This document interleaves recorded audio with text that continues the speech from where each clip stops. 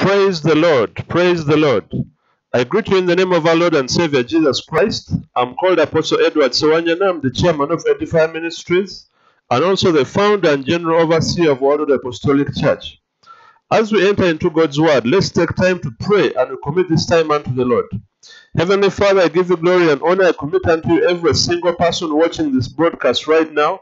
Let your anointing flow. Heavenly Father, we humble ourselves under your mighty hand and ask you, Lord, to use me for your glory. May you speak through me. May you empower, uplift, and encourage every person who is watching and listening right now.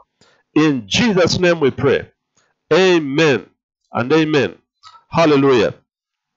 Yes, we're continuing our study on lessons from the healing miracles of Jesus Christ. And it's very important for us to understand exactly how Jesus Christ ministered, because Scripture says that we ought to follow in his steps. And if we are to follow in his steps, we ought to follow in his steps of healing. A third of the ministry of Jesus Christ, or even more, was involved in healing the sick and casting out devils, as we're going to see. And if we understand how Jesus ministered, for example, Matthew 4 and verse 23 tells us that actually Jesus Christ went about all Galilee. He was teaching in their synagogues. He was preaching the gospel of the kingdom, and he was healing every sickness and every disease among the people. And once we find out exactly how Jesus Christ ministered, it means that also we shall be able to know how to minister today. Because whatever happens today in the church is a continuation of the ministry of Jesus Christ. Apostle, actually Luke, as he was writing the Acts of the Apostles, he said that actually in Acts chapter 1 and verse 1, that the former treatise have I made, or the former letter have I made, O Theophilus, of all that Jesus Christ began both to do and teach. So he was referring to the book of Luke, which he had written previously, and he was addressing Theophilus, the friend who loved God. And he was telling him that whatever you've seen or whatever you've read in the first book addresses what Jesus began to do and teach. Meaning that Jesus Christ is continuing to do and teach through the church, even right now as we speak. So we should not put a limit on him. And we should understand exactly who our God is. We should understand exactly how Christ ministered. Because as we come to know the Lord, and we actually come to know how he ministered, the book of Daniel says that the people that do know their God shall be strong, and they shall do exploits. So if you don't know your God, you shall be exploited. But if you know your God in this last days, you shall be able to trample over every work of the enemy. You shall be able to walk in the victory and the triumph that Jesus Christ has prepared for the church. Because God has not prepared any single defeat for you, but only victory after victory. So we are studying the healing miracles of Jesus Christ. Because Jesus Christ is still the healer yesterday, today, and forever. And I believe something good is going to manifest in your life, even as you continue to sit under this anointing. So we are going to look at the seventh miracle. We have covered 6 miracles so far. How Jesus cured or healed the nobleman's son. Secondly, we saw how Jesus healed Peter's mother-in-law of a fever. Thirdly, we saw how Jesus Christ healed a leper, where he told him that it is his perfect will for the leper to be healed. Then fourthly, we saw how Jesus healed the centurion's servant.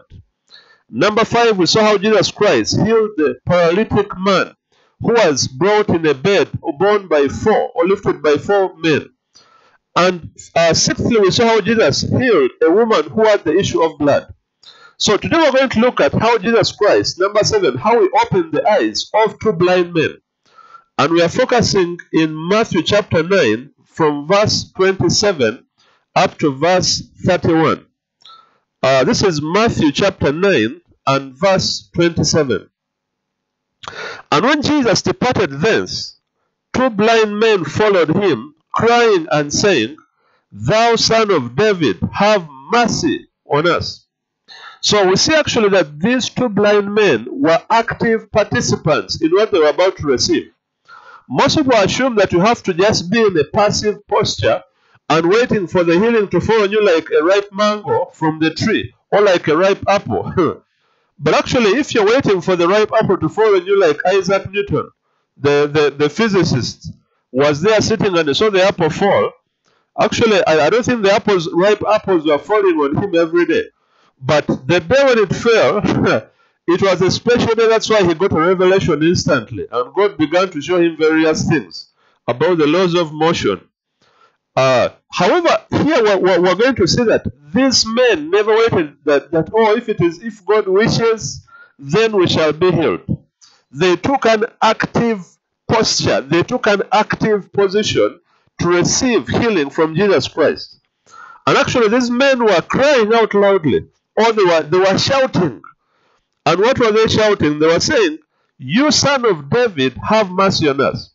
So for us actually to receive everything that we're to receive from Jesus Christ, we have to know his lineage and where he originates. These people put a lot of emphasis on genealogies and finding out where someone comes from. However, the main genealogy in which we have to focus is the genealogy of Jesus Christ. Jesus refers to himself, actually he's referred to as the Lion of the tribe of Judah in the book of Revelation.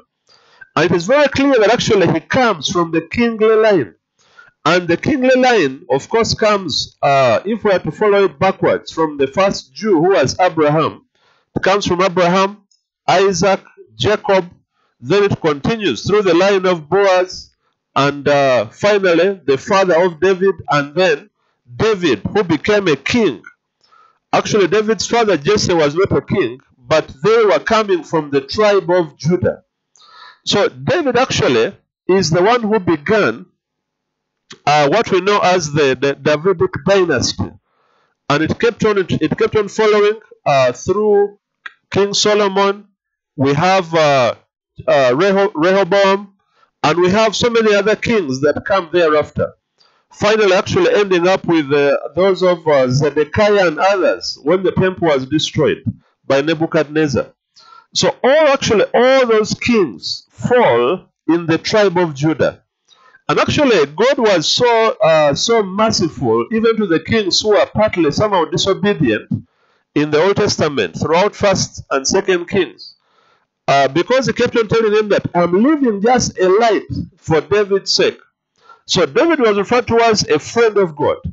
And he was a mighty warrior king who trusted and actually had faith that God would empower him to defeat every single enemy.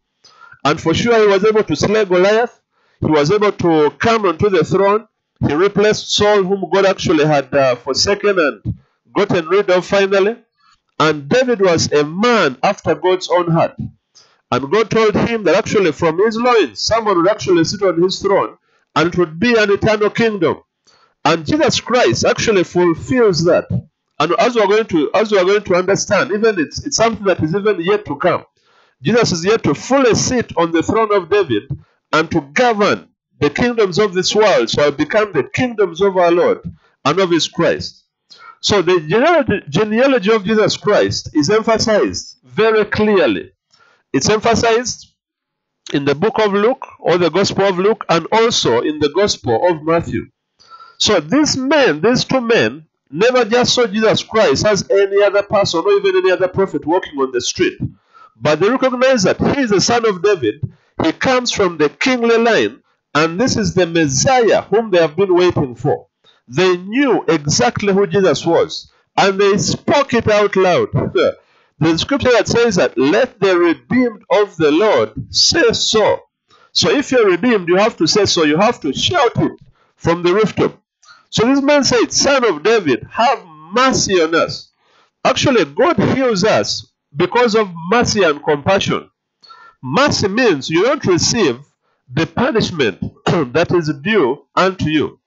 It's just like actually someone who throws himself at the mercy of the court and says, I know I did this wrong, but however, judge or chief justice, please, I throw myself at the mercy of the court because of this and these circumstances.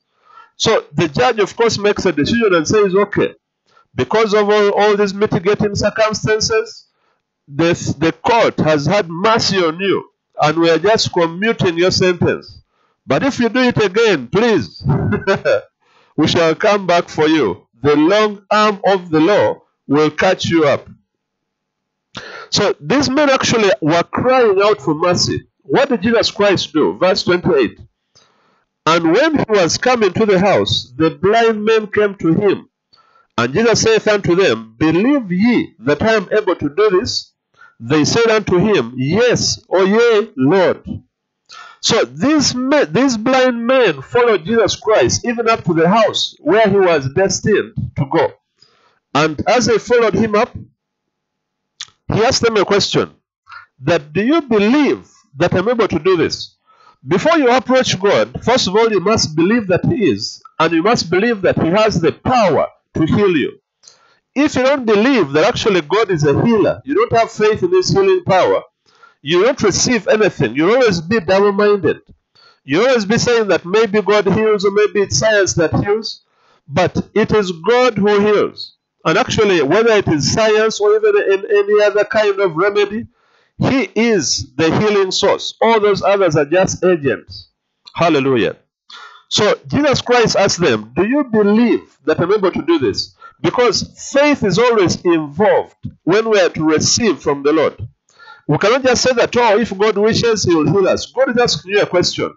Do you believe that he can heal you right now, even whatever the doctors have said is impossible? Do you believe that he's able to heal you of the cancer? Do you believe that he's able to heal you of COVID-19 or coronavirus? Do you believe that he's able to heal you of diabetes and every other single infirmity? That's the question God is asking you right now. And you need to ask yourself. And Jesus actually, these men replied to Jesus Christ and they told him, Yes, Lord. Meaning that, yes, we believe that you are able to heal us. Verse 29, Then touched he their eyes, saying, According to your faith, be it unto you. Jesus never said, according to my power, be it unto you. He never said that, oh, because God has singled you out as a special group, maybe just for you are just lucky or you are favored for today. No. He said, according to your faith, be it unto you. So we have to receive and to claim whatever is ours by faith. Bible says that from the days of John the Baptist until now, the kingdom of heaven suffereth violence, and the violent take it by force. So the kingdom of heaven suffereth, or it is taken by violence. And it says the violent take it by force. And actually the force being spoken about is not actually a physical force of blows and all the things of the sort. Apostle Paul said the weapons of warfare are not carnal, they are not natural, but they are mighty through God. So the force is the force of faith. If you're able to apply your faith and exercise that faith servant and make the faith servant work for you, you can receive anything from God's hands. Because faith is God's currency. Just as in the opposite kingdom, fear is the devil's currency. So we are here actually to dissolve doubts. We are here to establish faith. We are here to minister a spirit of faith into your life. That is my task as an apostle. That is my task as a teacher of the word. And the blind man told him, they told him that we believe that you're able to heal us. Jesus told them, according to your faith, be it unto you. Verse 30 says, and their eyes were opened, and Jesus straightly charged them, saying, see that no man know it. Actually, they never obeyed that command, because verse 31 says, but they, when they were departed, spread abroad his fame in all that country.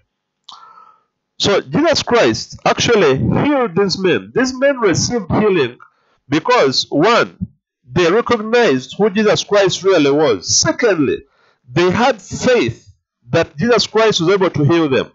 And because of their faith, they received from heaven.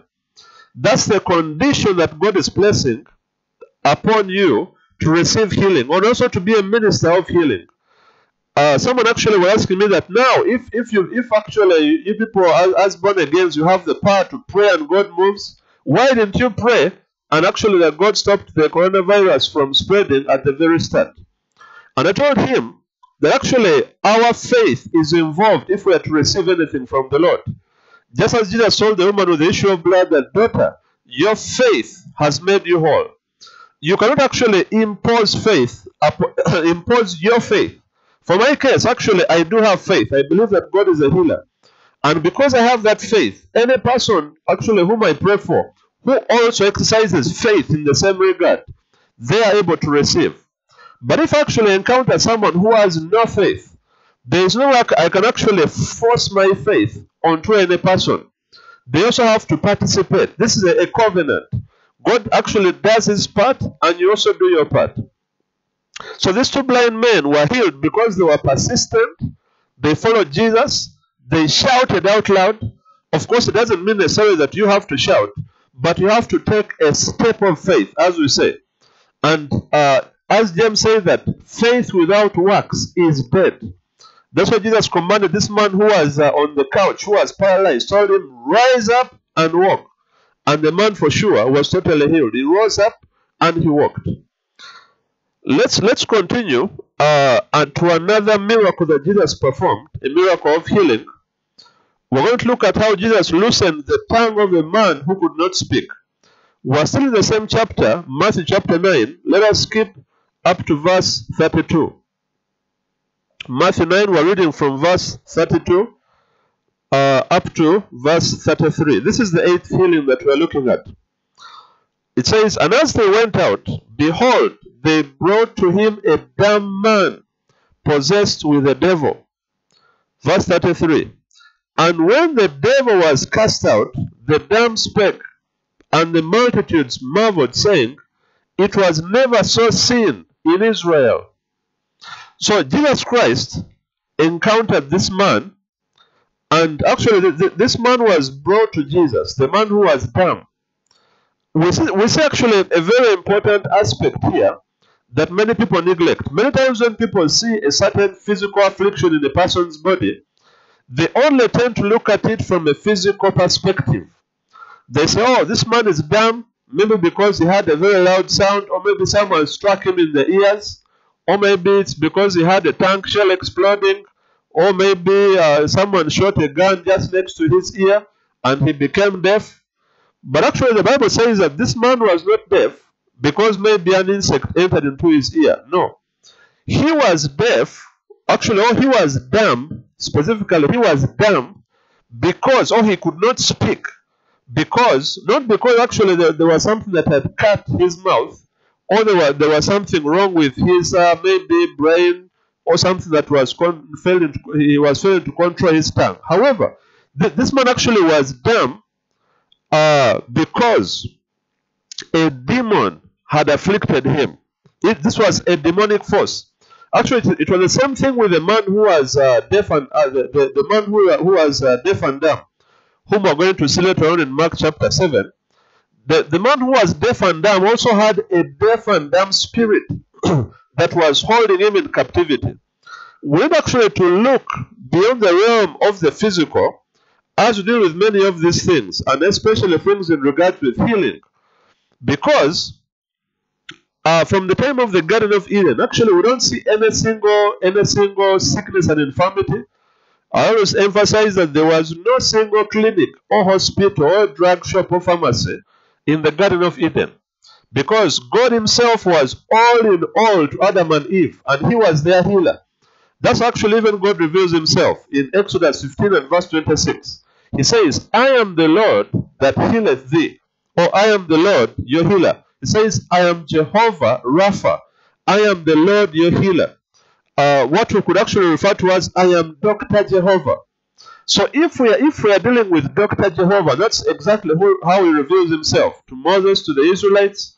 It means that even to Adam knew him exactly as Jehovah Rapha, or as the Lord, his healer.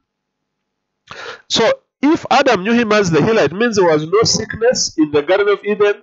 However, when Adam disobeyed and ate the fruit from the tree of knowledge of good and evil, Bible says that actually their eyes were opened and there was something that came in. Romans chapter 8 Romans tells us that through sin, death entered into the world. Death by sin. So death, and says death passed upon all men, for that all had sinned.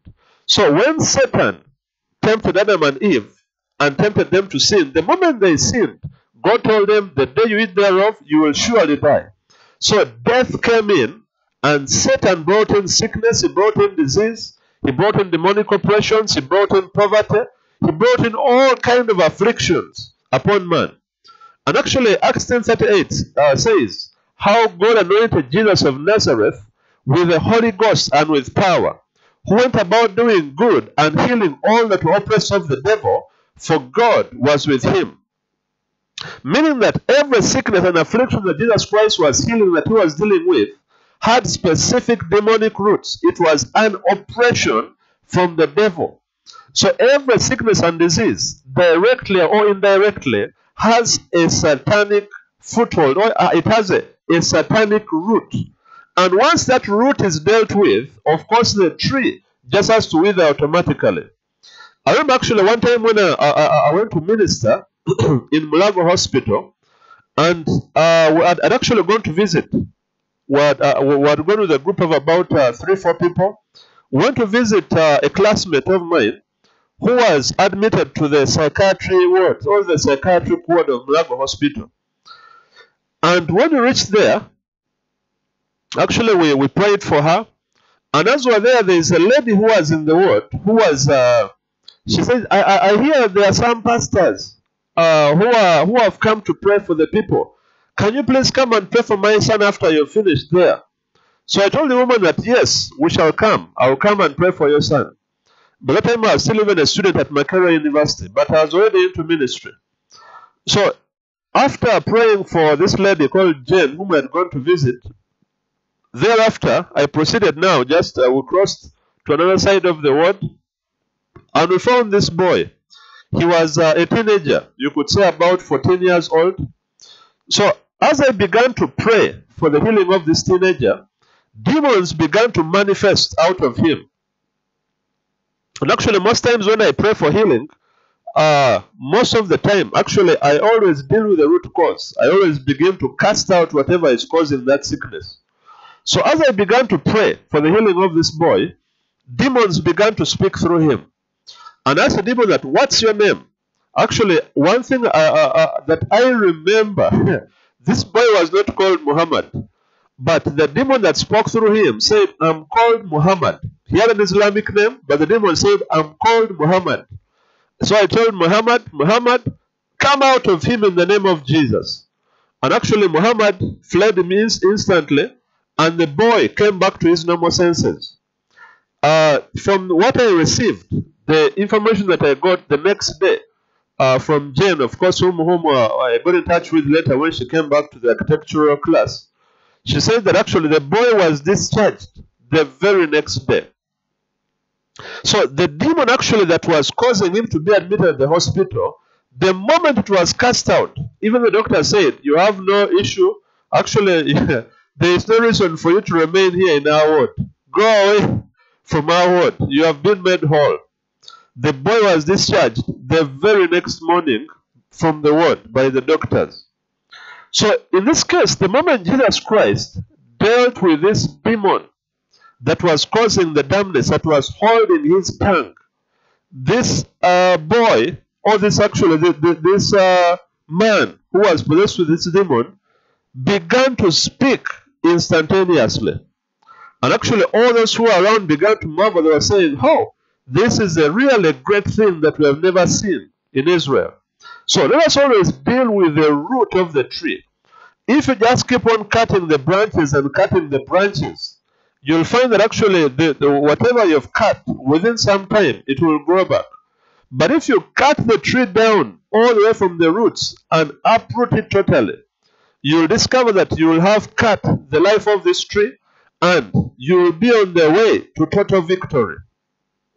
Because once the spirit of infirmity that's holding this person is dealt with, then the body just returns to its normal state of divine health. Hallelujah. We're going to look at another healing miracle of Jesus Christ. And in this case, we're going to look at how Jesus healed the invalid man at the pool called Bethesda. The pool of Bethesda. Let's look at John chapter 5, the Gospel of John chapter 5 from verse 1. We're going to look at verses all the way up to verse 9. John chapter 5 from verse 1. After this, there was a feast of the Jews, and Jesus went up to Jerusalem. Now, there is at Jerusalem by the sheep market a pool, which is called in the Hebrew tongue Bethesda, having 5 porches. In these lay a great multitude of impotent folk, that is, people who are more like paralyzed, impotent folk, of blind, halt, withered, waiting for the moving of the water. Verse 4, for an angel went down at a certain season into the pool and troubled the water. Whosoever then first, after the troubling of the water, stepped in, was made whole of whatsoever disease he had. So Jesus actually came to Jerusalem, and he came to a pool called the Pool of Bethesda. So actually God, because God is a healer, he made a way even before Jesus Christ was manifested in the flesh for men and women to be healed supernaturally just by this angel coming down into the water, stirring up the water, and after stirring up the water, the first person who would land into that pool would be healed of every sickness and disease they had. So meaning that all these people had the opportunity. For example, if the blind man landed into the pool, what will, in our terms, we would call a swimming pool. If this blind man landed into the swimming pool first, his eyes would be opened. If it was this lame man who would land in, he would be the one to be healed. The withered, let's say a person whose hand is withered, that man would be the first to be healed. And actually the others would have to wait until now the angel would come. So meaning that God had loved these people so much that he even made a way for them. Even however much they were rebellious, however much actually they had disobeyed him and he brought them back from being exiles, he still made a provision supernaturally for them to receive healing. Actually, there are so many ways that God has made for believers to receive healing today. For example, we have prayer by the laying on of hands of the fivefold ministers in James chapter 5, so that they shall pray over him, anointing him with oil in the name of the Lord, and the prayer of faith shall save the sick, and the Lord shall raise him up. Jesus said that actually in Mark 16, verse 17 to 18, these signs shall follow them that believe. In my name shall they cast out devils. Then finally the last sign he says, they shall lay hands on the sick, and they shall recover. So there are so many methods that God has put in place. Healing by the laying on of hands, healing by the prayer of faith, where we pray in agreement, and where 2 or 3 agree. We have actually healing, just as you see here, by God's divine intervention, or what we would refer to as the sovereignty of God. There are some people actually, they are healed by the sovereignty of God. However, just as the case here, we see that it was happening very rarely. It wasn't a usual kind of occurrence. And we're going to see a very good example of someone who even was sitting at this pool for years and years, and he failed to be amongst the blessed few who received the healing. Let's continue to verse 5. And a certain man was there, which had an infirmity 38 years. When Jesus saw him lie, and knew that he had been now a long time in that case, he said unto him, Wilt thou be made whole? Or in other words, do you want to be healed? This man actually now had a bit of understanding of what was going on at the pool, because he wasn't sitting there for nothing.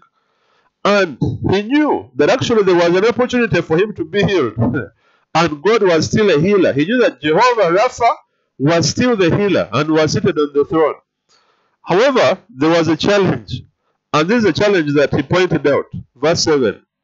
The impotent man, actually in our sense, impotent means something else. But in this case, it's someone who is paralyzed.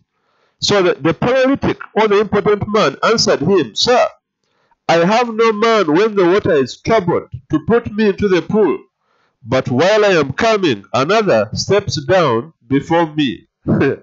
So this man actually even never knew much about Jesus Christ, but what he knew was that there was someone called Jehovah Rapha. And he knew that Jehovah Rapha had put a provision, or the Lord the healer had put a provision, that the first person to jump into the pool after this angel had stirred up the waters would be healed.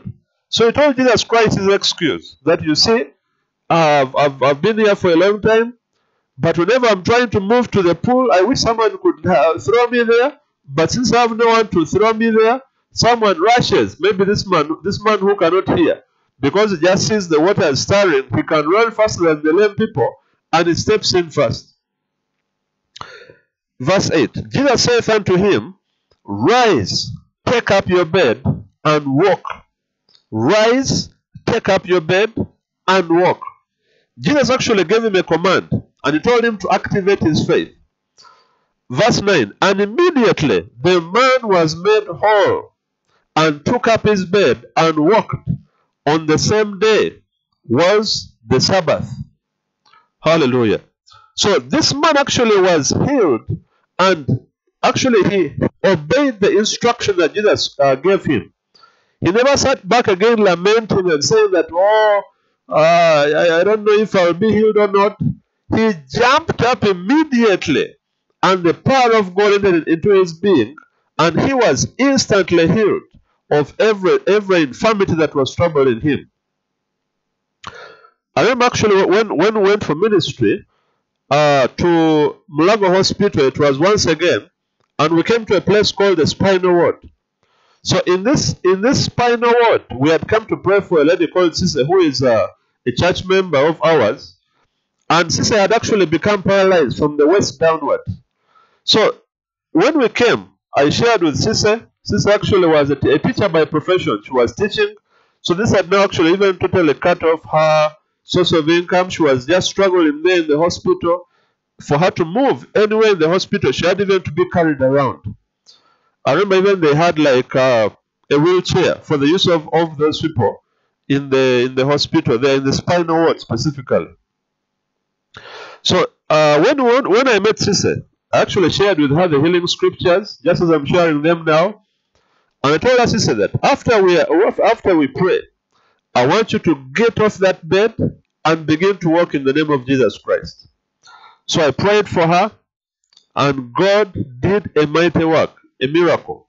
Sise got off that bed and began to walk in the ward to and fro. The spinal ward of Mulago Hospital, which is the main referral hospital in the nation of Uganda. It's in Kampala, Uganda. So this after Sise began to walk, now even these other patients, actually their interest, they became more interested. We found actually a man who was there in the corner, whom I prayed for. The man had a huge bandage on his back, and he was just being turned around by helpers. The man also got off the bed after we prayed for him. I told him, rise up and walk in Jesus' name. He got up and began to walk instantaneously. He was instantly healed. By the time we left that ward, actually we had 5 lame people who had walked, including the lady whom I found there in the wheelchair, called Nantong. She had tubes coming out of her body, and actually she even gave her life to Christ there and then. She saw the miracles. She could not now say that Jesus is not the healer. I led her in the confession prayer, preached to her the gospel, led her in the confession prayer. I told her, do you want to be healed also? Laid hands on her. She got off the wheelchair and began to walk instantly in the word. So this is actually how Jesus Christ ministered. Once you discover how Jesus actually ministered, you'll be able to walk in his steps, as the Bible says. The Bible says that actually we ought to follow Christ. Apostle Paul said, follow me as I follow Christ. Praise the Lord. One extra thing that I want us to see about this man, Jesus actually told him in verse 14 when he met him later on. Afterward, Jesus findeth him in the temple. This is John 5:14. Afterward, Jesus findeth him in the temple and said unto him, Behold, thou art made whole. Sin no more, lest a worse thing come unto thee. So there is a connection between sin and sickness. And Jesus told him that just because you've been healed right now, doesn't mean that now you should just go out and begin to live the way you like.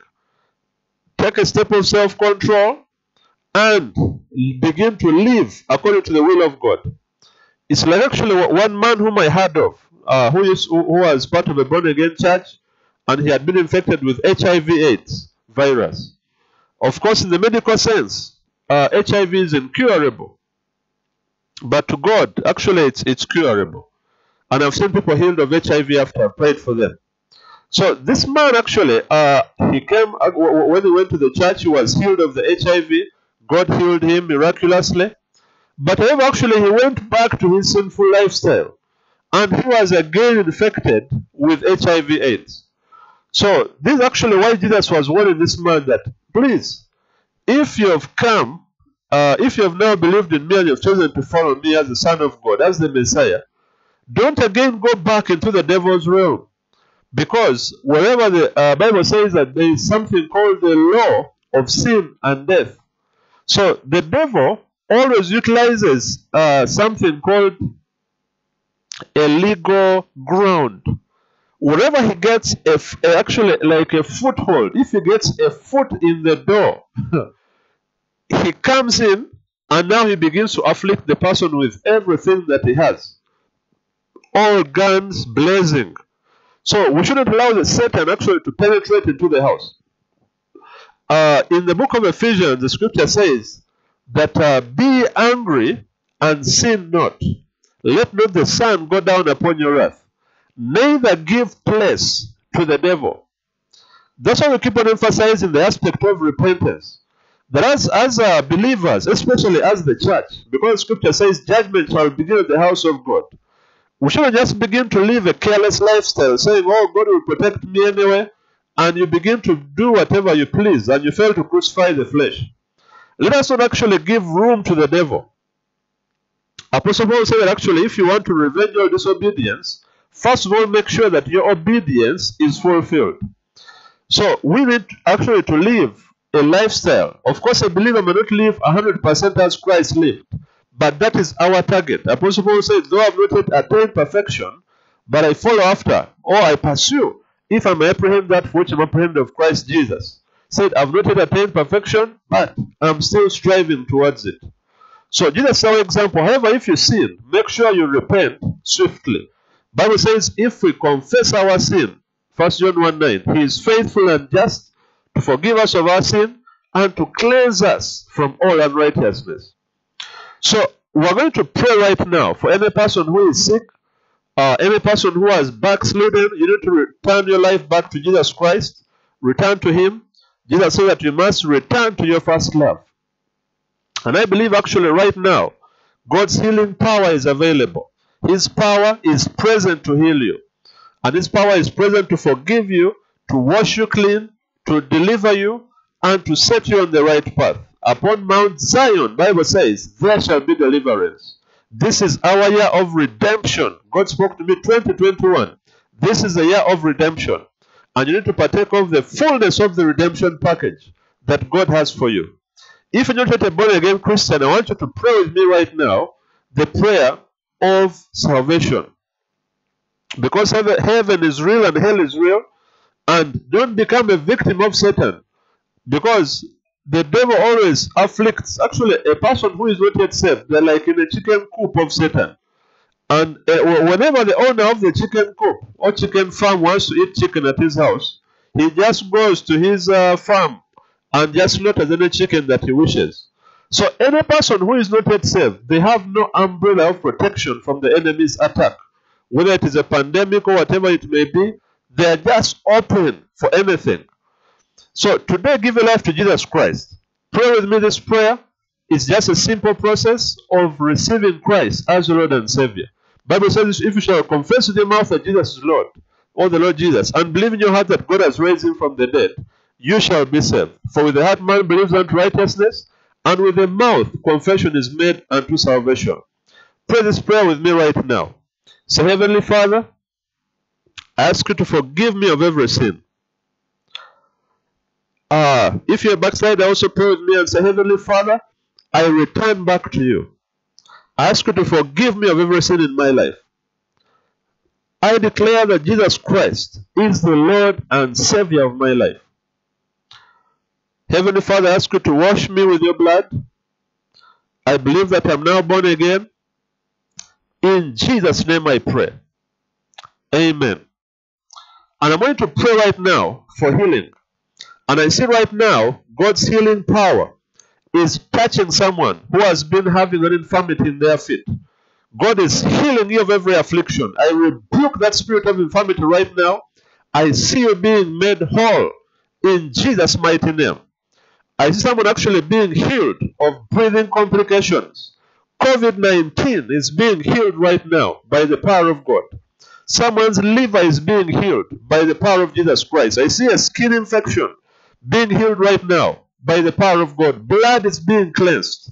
I see God cleansing someone's blood right now and setting you totally free. Every spirit of infirmity is fleeing from your body right now. Your blood pressure, I see blood pressure being restored to normal capacity. High blood pressure, gone. Low blood pressure, gone. You are healed and restored by the blood of Jesus. Let's pray right now. Heavenly Father, I commit unto you every single person watching or listening to this broadcast. I ask you, Lord, to touch. I ask you, Lord, to heal, because we believe that Jesus is the same yesterday, today, and forever. And we believe, Father, that there is nothing that is impossible for you. We ask, Lord, with your mighty hand to touch every person who is afflicted. May you touch every person who is bound with poverty, who is bound with every kind of bondage of the enemy. I rebuke every sickness and infirmity right now. Cancer, I command you to go. Skin infirmities, go in Jesus' name. Every blood affliction, go in the name of Jesus. I declare total healing and deliverance from every work of Satan, spirits of witchcraft, marine spirits, Leviathan spirits. I bind you right now. Devils of dragon spirits, spirits of death and destruction, let go of God's people in Jesus' mighty name. Heavenly Father, I thank you for your setting your people free right now. I thank you for your anointing that is moving in power to deliver every single captive. We'll give you praise and honor, Father. In Jesus' name we pray. Amen. Thank you so much for being part and parcel of this ministry. If you want to link up with us as a ministry, you can visit our website, which is www.edifyministries.org. You can also send a prayer request, if you have one, to our WhatsApp line, or you can actually send it via SMS to any of the numbers that you're seeing on the screen. We can pray for you. Or if you want to partner with the ministry, Bible says, give and it shall be given unto you. Good measure, pressed down, shaken together, and running over, shall men give into your bosom. For with the same measure that you meet, withal it shall be measured to you again. Sow a seed of faith into the ministry as you continue to reach out worldwide. And I believe that God himself shall reward you with 100-fold harvest. This is a time for us to receive from God supernaturally, because he gives it to the sower and bread to the eater. Sow your seed and expect God to multiply your seed sown. Be blessed in the mighty name of Jesus Christ of Nazareth.